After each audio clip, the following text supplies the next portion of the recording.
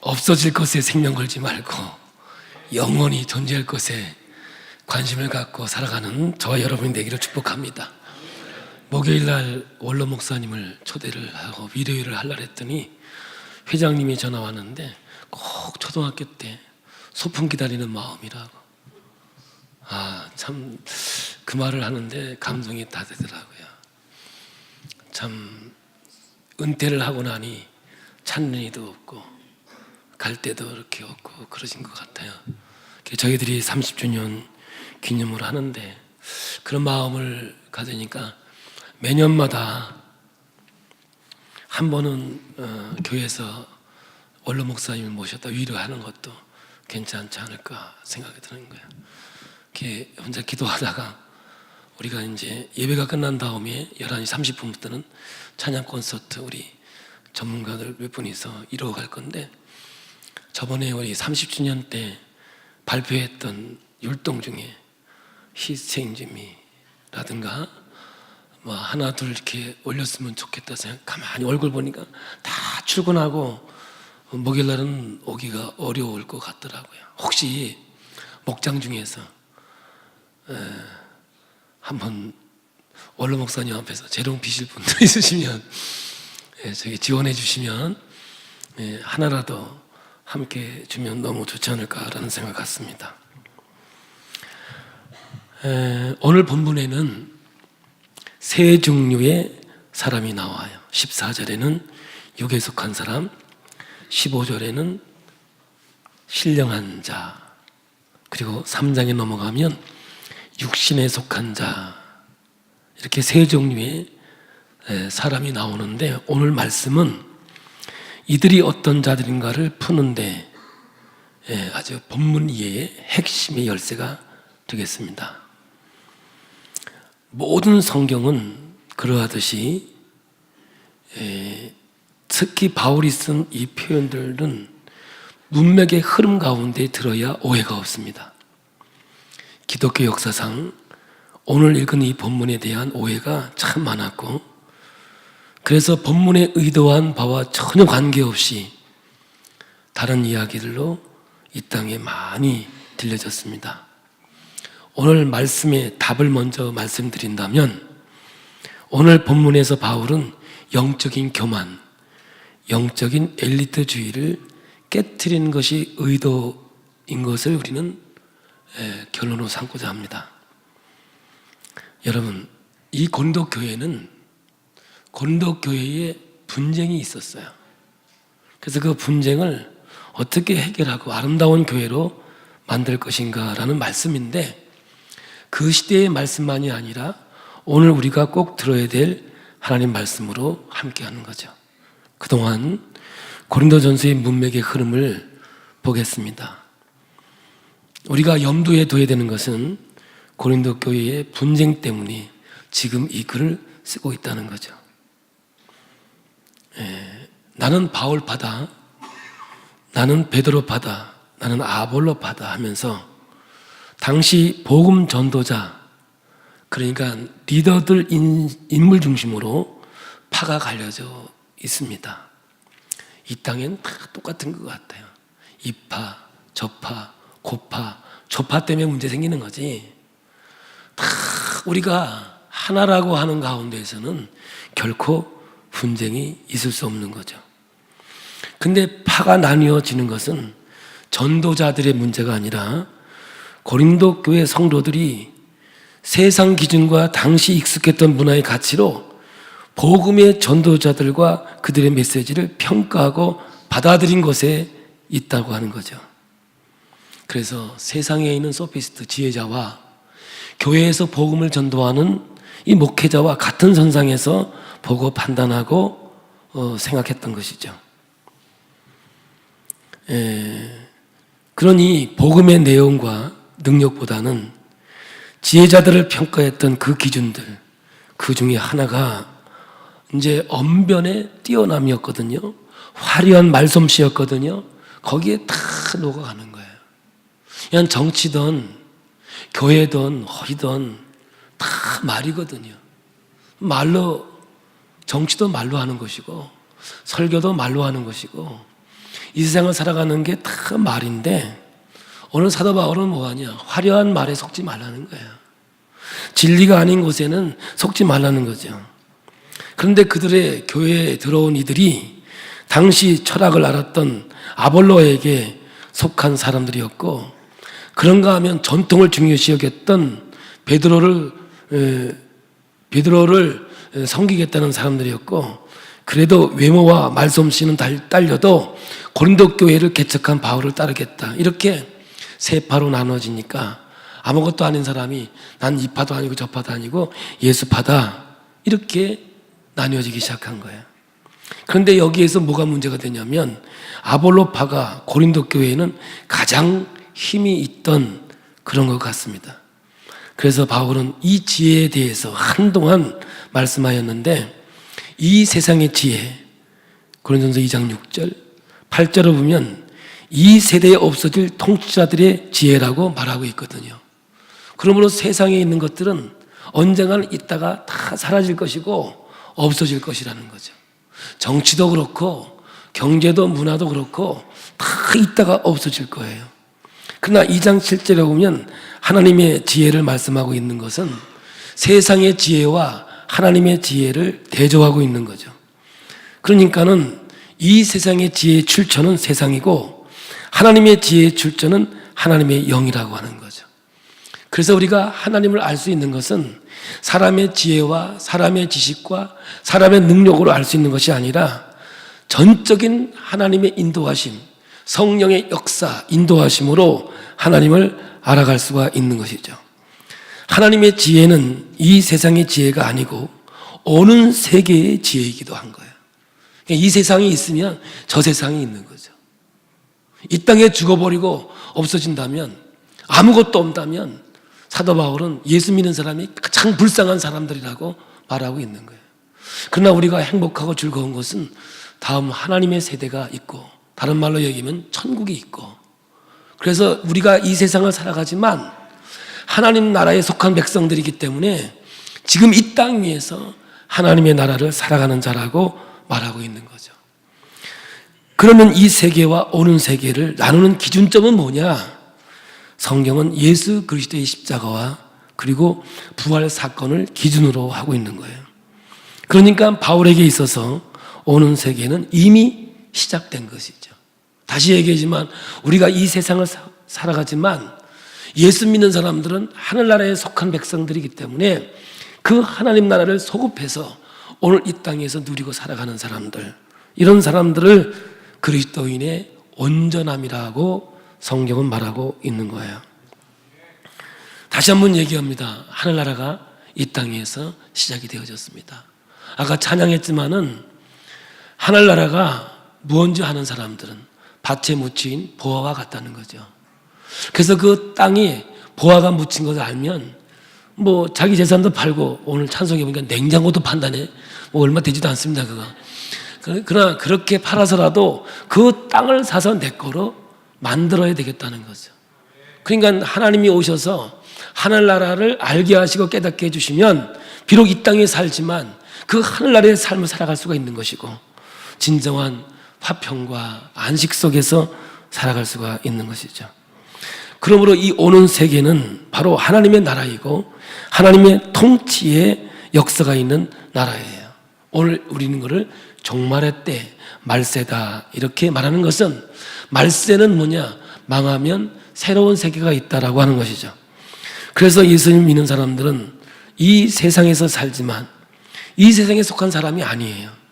하나님의 나라에 속한 사람들을 살고 있기 때문에 하나님의 통치와 다스림을 받고 살고 있고, 또한 종말의 삶을 살아가고 있는 거죠. 내가 오늘 끝난다면 Who am I? 나는 누구인가? 어디서 와서 어디로 가는가? 이게 인간의 숙제인데 기독교인들은 이걸 풀어버린 거예요.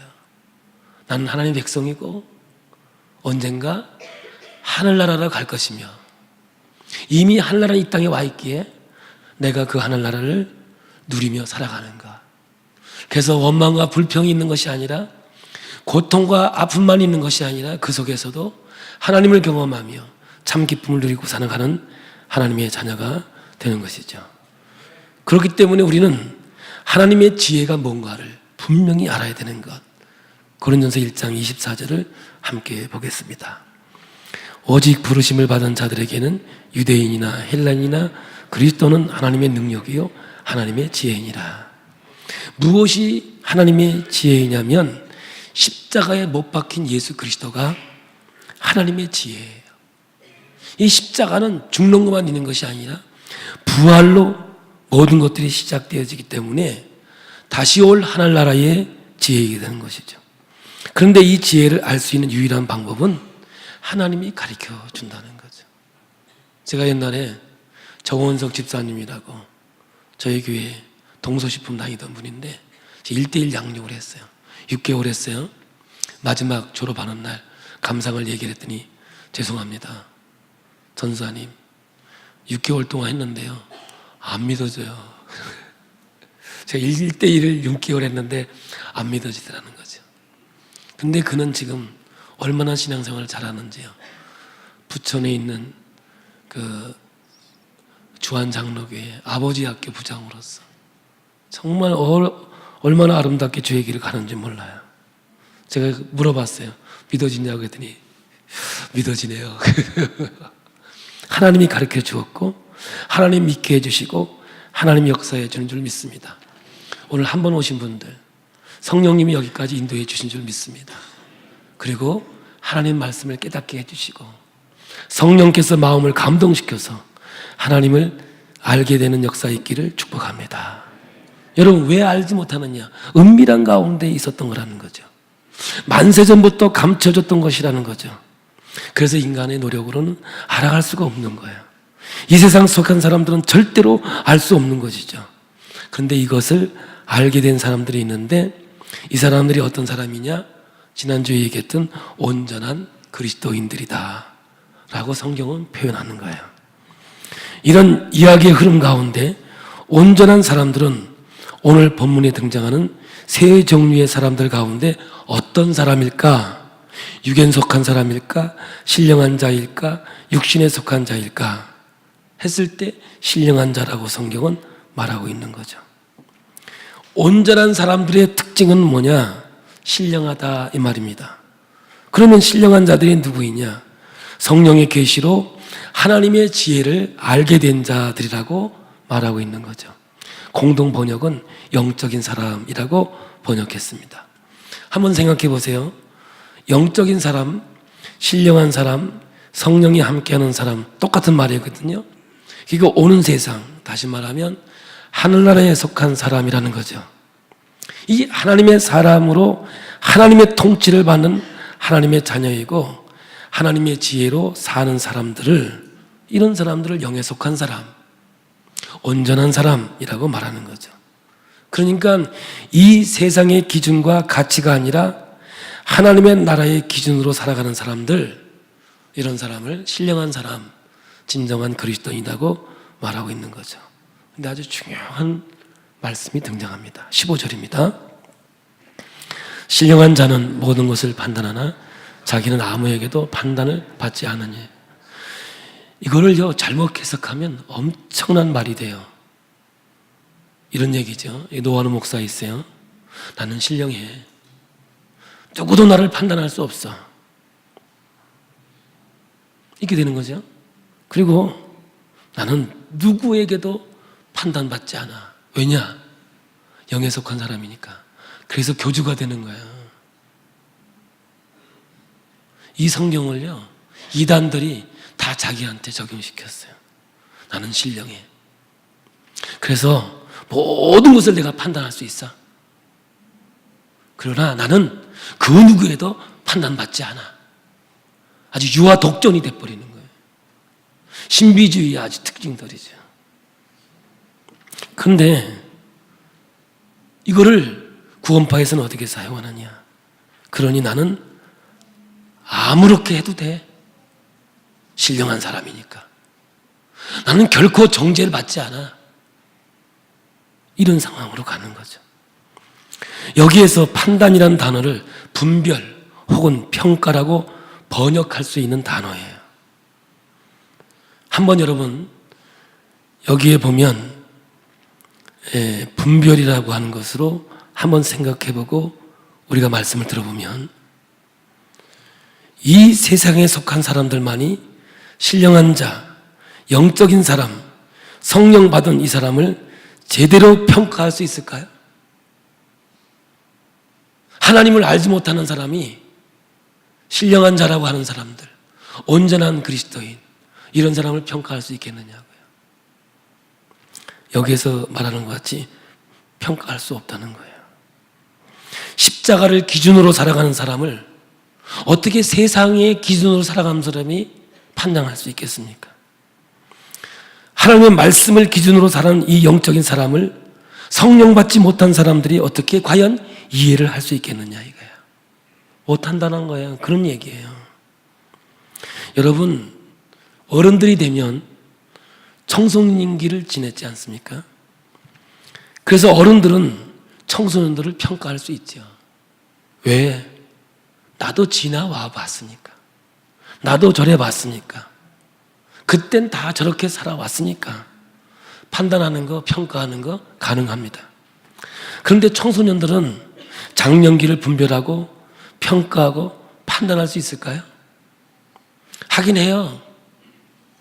어른들이 뭘 하냐고. 우리들의 사정을. 야, 임마, 다 경험해봤어. 우리도. 아니, 여러분 말고 청소년 말이에요.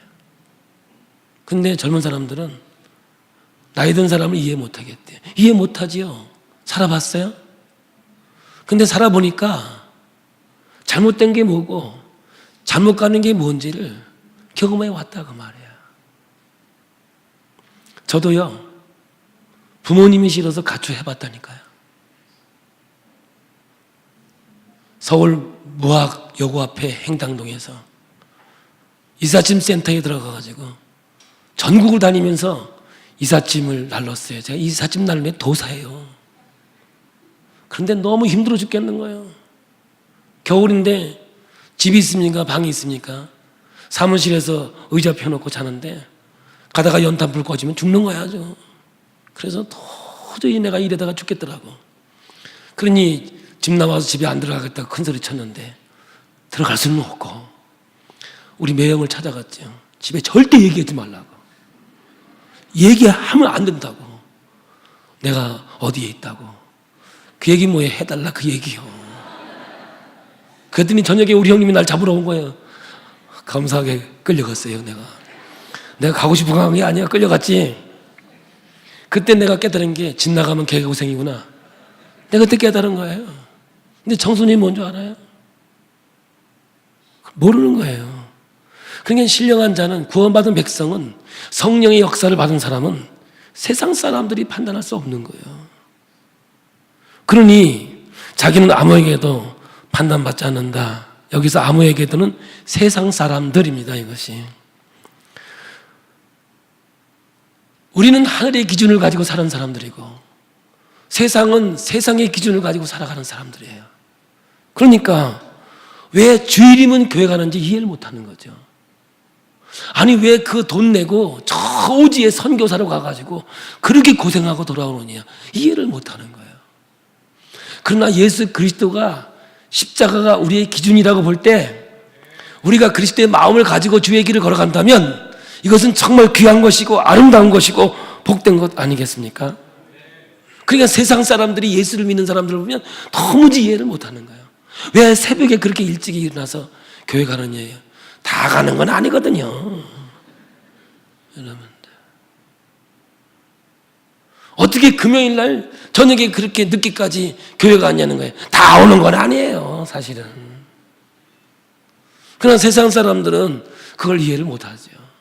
그러나 여기에 참여한 사람들은 이 세상에 살지만 하늘의 능력을 가지고 하늘의 소망을 가지고 살아가기 때문에 그것이 기쁨이고 우리에게 능력이고 축복이 되는 거죠. 우리 고린도서 2장 16절을 보겠습니다.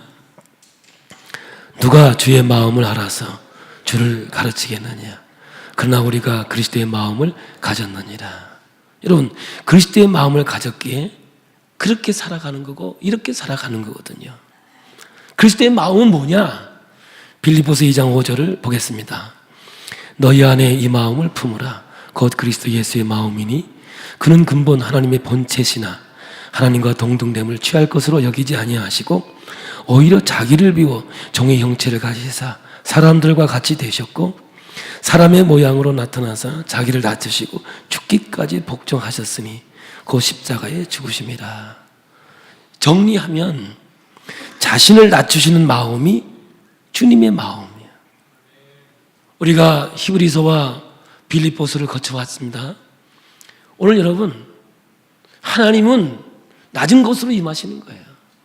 성육신 인간으로 이 땅에 오신 예수는 말구 위에 나셨다는 것은 비하, 하나님의 가장 겸손을 우리에게 가르쳐준 것이고, 은혜를 받으면 그리스도의 마음을 품으면 낮은 자리로 가는 거예요. 그래서 기독교의 영성은 섬기는 자가 큰 거지 대접받는 자가 큰 것이 아니라는 것이죠.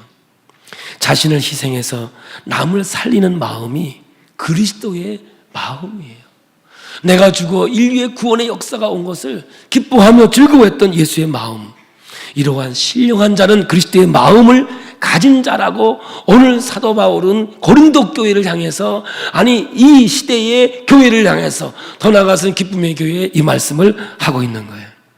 이 마음을 가지고 세상을 살아가면 세상이 이해를 못하는 거예요. 왜냐? 용서할 수 없는 것도 용서하시고 사랑할 수 없는 것도 사랑하거든요. 그러니까 세상은 우리를 판단할 수가 없는 거죠. 그런가 하면 말씀드린 것 같이 오는 세상이 아닌 이 세상에 속한, 즉 하나님 나라에 속하지 않은 사람들이 있겠지요. 이들은 하나님의 성령을 받지 않은 사람들이에요. 이렇게 이야기하였습니다. 십자가가 이 사람들에게는 어리석고 미련하고 거리끼는 것으로 여겨질 것이라는 거죠. 지금도 마찬가지예요. 예수 믿는 사람들은 미련하다 그러고 예수 믿는 것을 꺼리껴 합니다.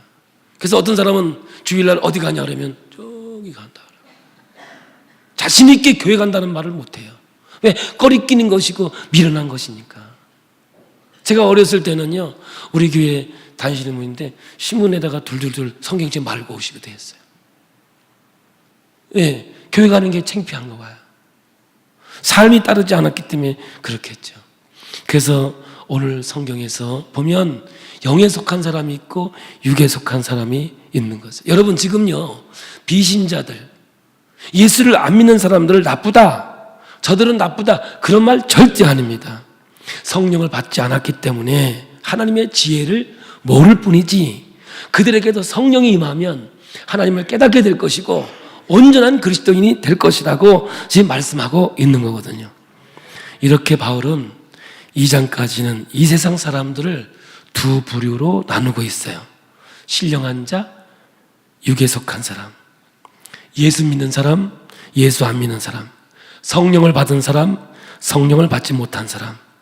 말씀드린 대로 비신자를 공격하거나 비신자에 대해서 말하고 있는 것이 아니고, 바울은 오히려 또 다른 부류의 사람들을 뭔가를 이야기하려고 육에 속한 사람과 영에 속한 사람, 자연인과 비신자 그룹을 소개하고 있는 거죠. 이제 3장 1절에 가시면 바울은 세상 사람들은 두 부류가 아니라 하나 더 붙여서 세 부류라고 말하고 있는 거죠.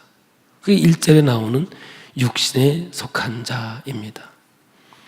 여러분, 성령을 따라 살지 않는 사람들, 육적인 사람들, 세속적인 사람들, 이런 사람들을 육에 속한 사람이라고 표현합니다.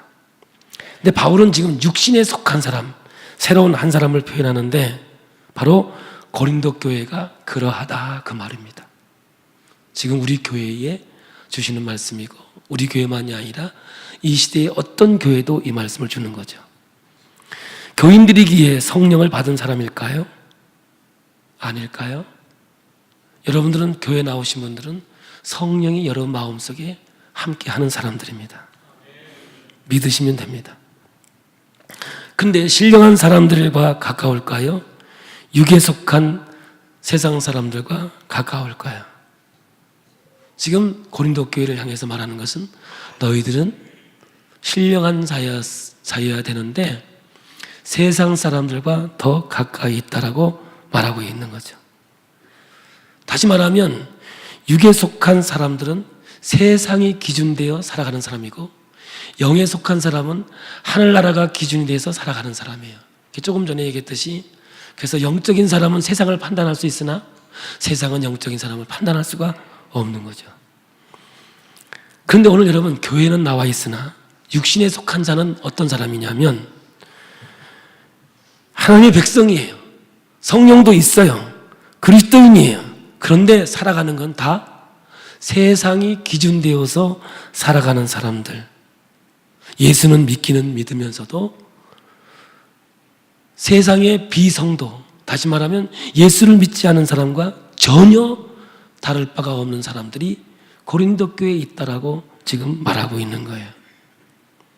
그러면 목사님, 기독교인들을 세속적인 교인들과 영적인 교인들로 구분할 수 있는 겁니까? 라고 질문한다면 네, 성경은 반드시 구별하고 있다는 거죠. 우리 히브리서 5장 11절에 14절까지 읽어봅니다. 멜기세덱에 관하여는 우리가 할 말이 많으나 너희가 듣는 것이 두나무로 설명하기 어려우니라. 때가 오래되었으므로 너희가 마땅히 선생이 되었을 터인데 너희가 다시 하나님의 말씀의 초보에 대하여 누구에게서 가르침을 받아야 할 처지, 단단한 음식은 못 먹고 젖이나 먹어야 할 자가 되었도다. 이는 젖을 먹는 자마다 어린아이니 의의 말씀을 경험하지 못한 자요, 단단한 음식은 장성한 자의 것이니 그들은 지각을 사용함으로 연단을 받아 선악을 분별하는 자들이니라. 여기에서 분별이라는 단어가 나오지요. 이거는 평가. 다시 말하면 장성한 자는 평가할 수 있다는 거예요. 근데 여기서 두 부류로 나누죠. 어린아이가 있고 장성한 자 둘로 나눠요. 젖을 먹는 자와 단단한 음식을 먹는 자 둘로 나눠요. 오늘 본문에서도 바로 이 이야기를 하고 있는 거예요. 신령한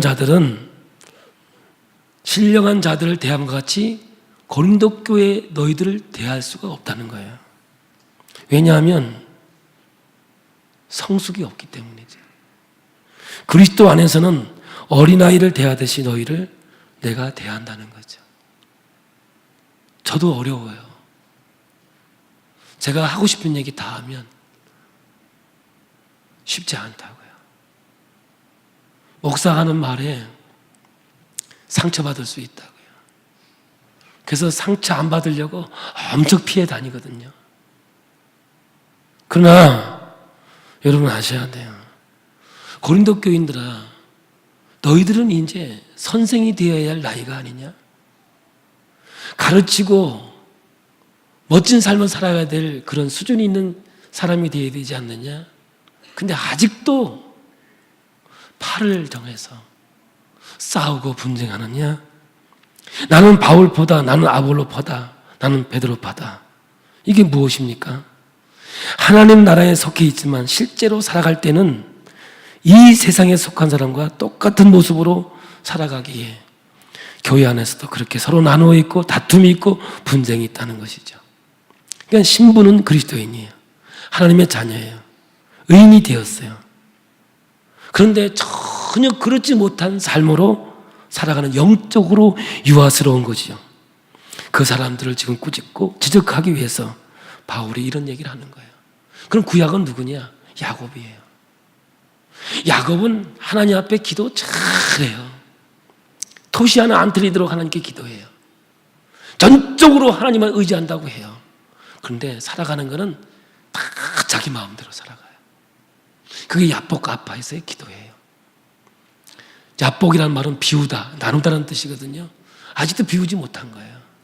그러니까 앞에서는 형 에서가 양손에 칼을 들고 쫓아오고 뒤에서는 장인이 외삼촌이 죽이겠다고 쫓아오니 인간적인 방법을 사용하는 거죠.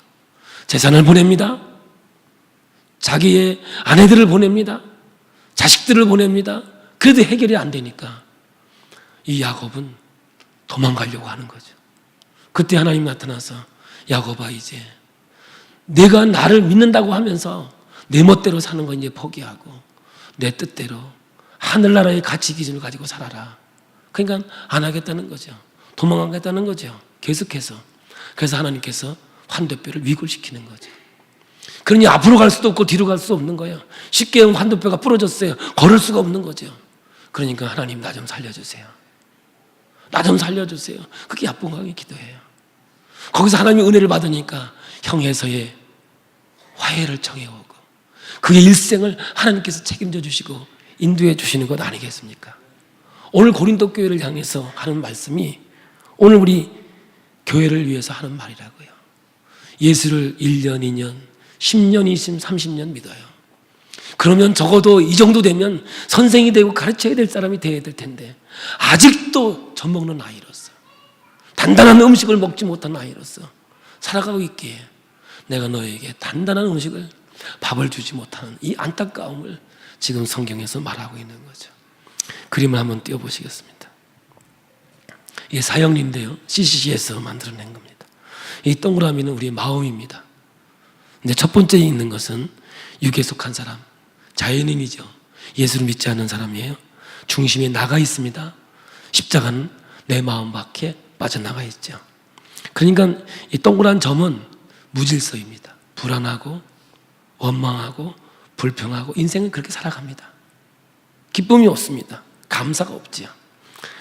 가운데 있는 건 빼놓고 마지막 걸 먼저 보겠습니다. 아주 질서가 있죠, 동그라미가. 그런데 여기 마음에 내 마음에 예수님이 계시고 그리고 나는 그 밑에 있는 거죠. 하늘의 기준을 가지고 살아가는 자입니다.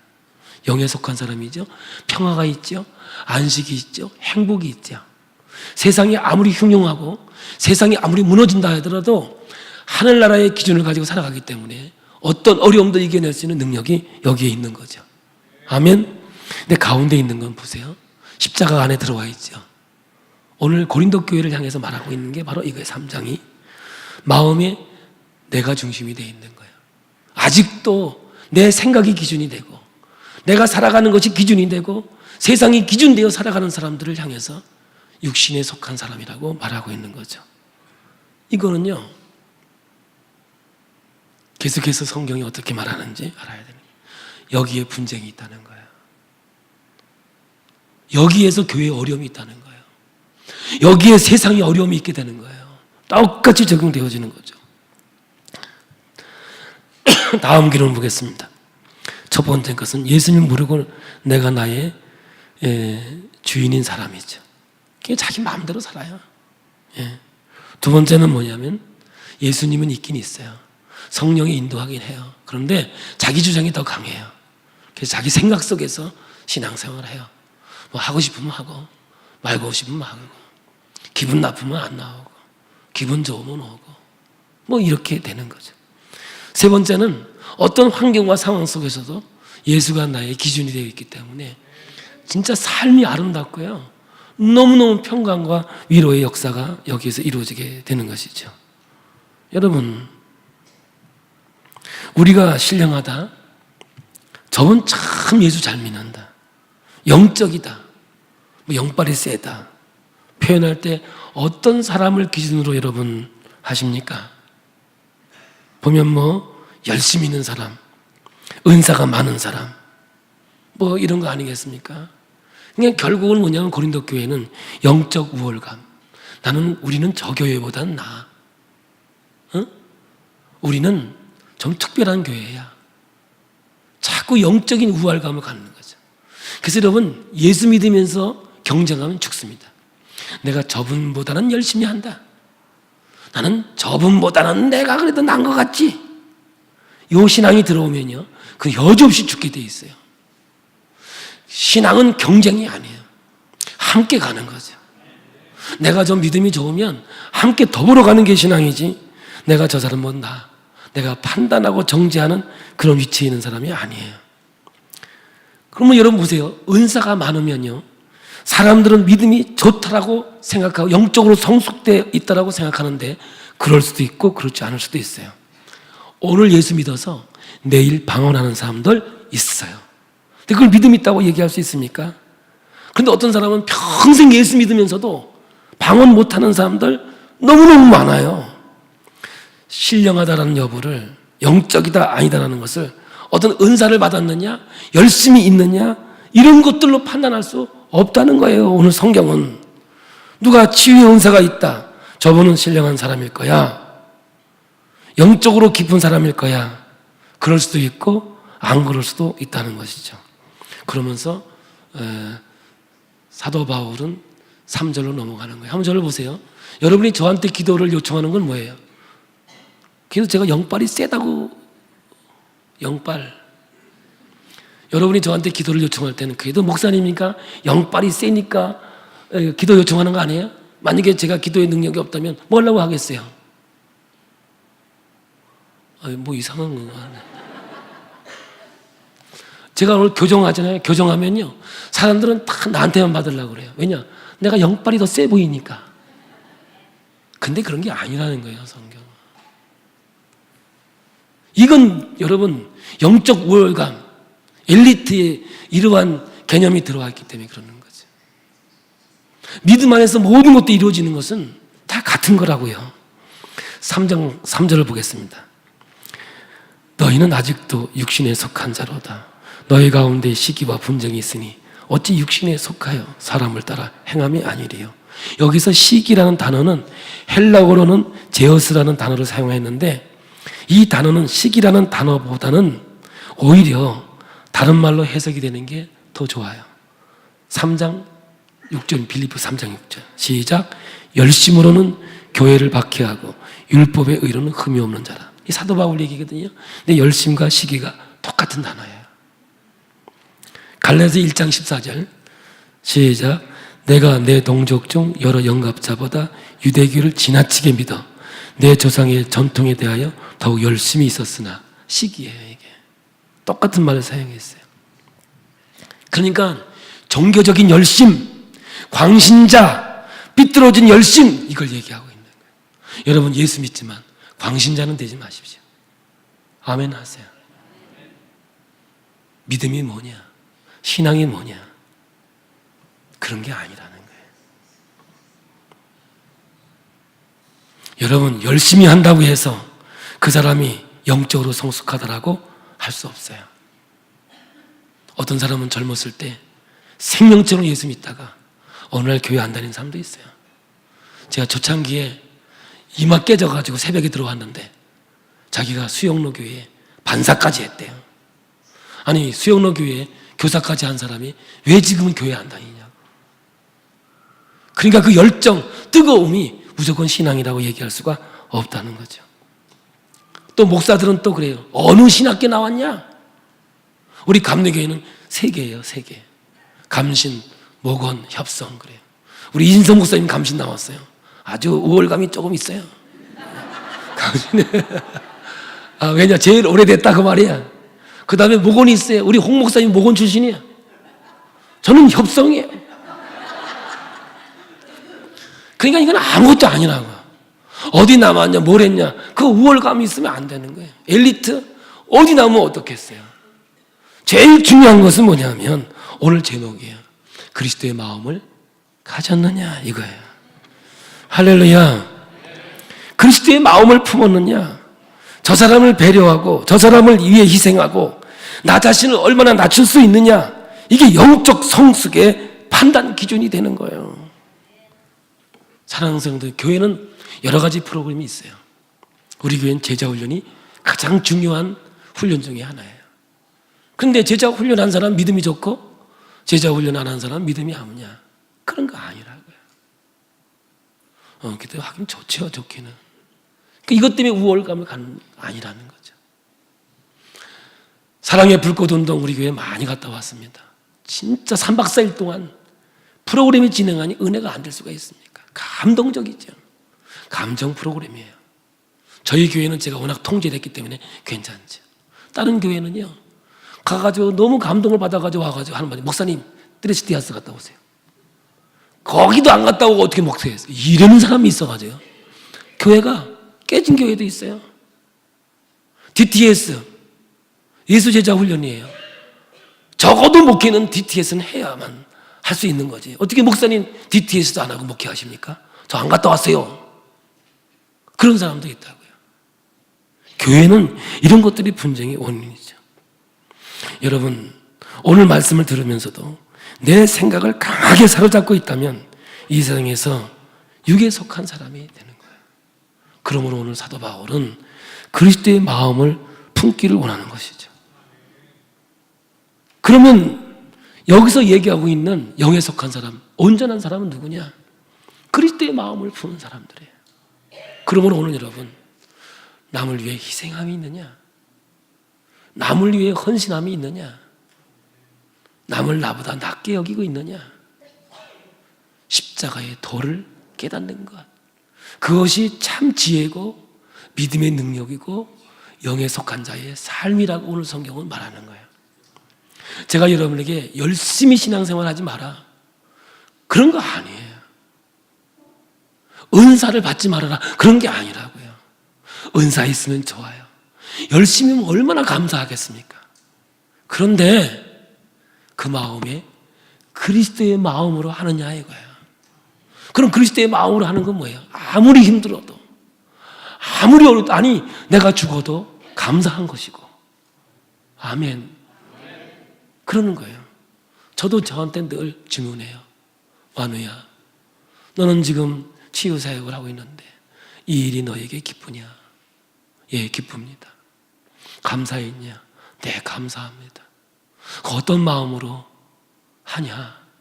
예, 그리스도의 마음으로 합니다. 근데 조금 캥기는 게 있긴 있어. 하다가 힘들면 죽겠어. 하다가 힘들면 하나님 좀 쉬면 안 돼요. 그런 마음이 들 때도 있어요. 그러나 진짜 그리스도의 마음을 품는 것이 성숙한 그리스도인이라고 한다면 어떤 환경과 상황 속에서도 감사할 수 있고 기뻐할 수 있는 능력을 가진 자, 이것이 영에 속한 사람, 온전한 사람, 하늘나라의 백성이라고 오늘 사도 바울은 고린도 교회에 말하고 있는 것이고 오늘 우리에게 말하고 있는 거예요. 여러분, 한 분만 교회 갑시다. 그게요, 진정한 사랑이에요. 왜냐하면 이 세상이 끝이 아니고요, 영원한 하나님 나라가 우리에게 있기 때문에 그런 거예요. 오늘 여러분, 오늘 이 메시지를 마음에 새기면서 온 성도가 같이 그리스도의 마음을 품고 주의 길을 걸어간다면 결코 분쟁이 왜 있을 것이며 왜 끼리끼리가 생길 것이며 결코 그런 일은 있을 수가 없는 거죠. 오직 행복과 기쁨으로 아름다운 교회를 이뤄갈 수 있는 하나님의 교회, 기쁨의 교회가 될 줄로 믿습니다. 오늘 함께한 여러분 축복합니다. 그리고 그리스도의 마음을 품고 이 세상을 살아가시면 여러분의 가정은 행복 그 자체가 될 것이고 우리의 삶의 터전 속에 주의 기적이 있게 될 줄로 믿습니다. 영적 우월감, 나는 이런 은사가 있다, 나는 이런 열정이 있다, 그거 아닙니다. 다 좋은 거지만 아닌 건 아닌 겁니다. 그리스도의 마음을 품고 열정이 있어야 되고 그리스도의 마음을 가지고 은사적인 요소를 가지고 갈 때 진정한 하나님의 백성으로서의 삶을 살아갈 수 있다는 겁니다. 찬양하겠습니다.